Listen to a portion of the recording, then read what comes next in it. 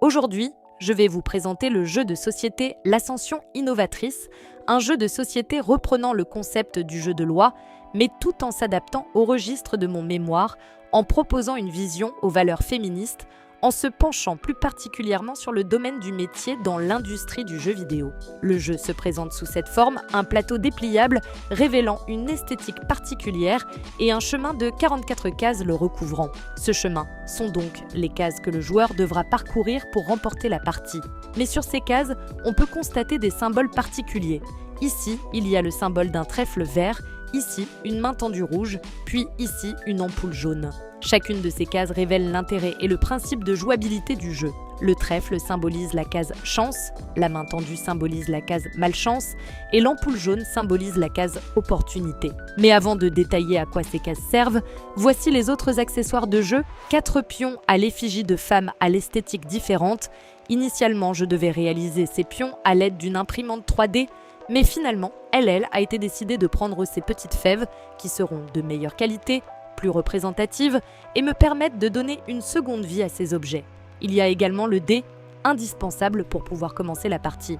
La partie peut donc commencer, on lance chacun notre tour le dé et nous avançons en fonction du nombre qu'il indique. Si nous tombons sur une case avec un trèfle, nous pouvons donc piocher une carte chance qui nous donnera un bonus qui est d'avancer d'une ou de plusieurs cases. Si nous tombons sur une case avec la main tendue, nous devons piocher une carte malchance.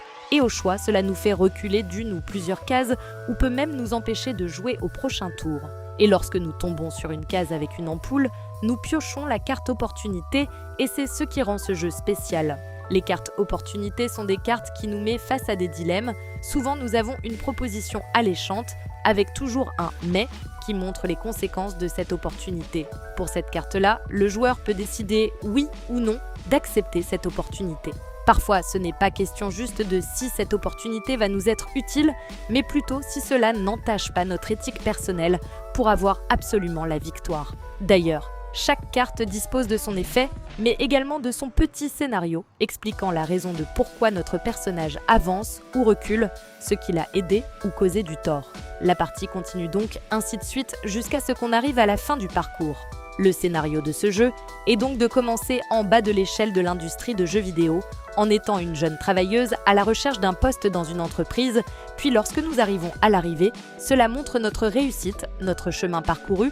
D'ailleurs, lorsque le joueur arrive à destination, il doit se choisir un travail dans l'entreprise où il est embauché, comme game designeuse, créatrice de sound effects, etc. J'ai donc pu effectuer de véritables parties de ce jeu de plateau entièrement fonctionnel, et c'est après sa réalisation que j'aurais souhaité implanter des notions supplémentaires, comme par exemple avoir la possibilité de bluffer ou mentir lors de certains choix pour pouvoir sacrifier sa morale afin d'arriver à ses fins. J'aurais souhaité davantage développer l'aspect psychologique du projet, mais dans sa globalité, il explore convenablement les notions de réussite, d'acharnement, de travail, de réalité du terrain pour les femmes.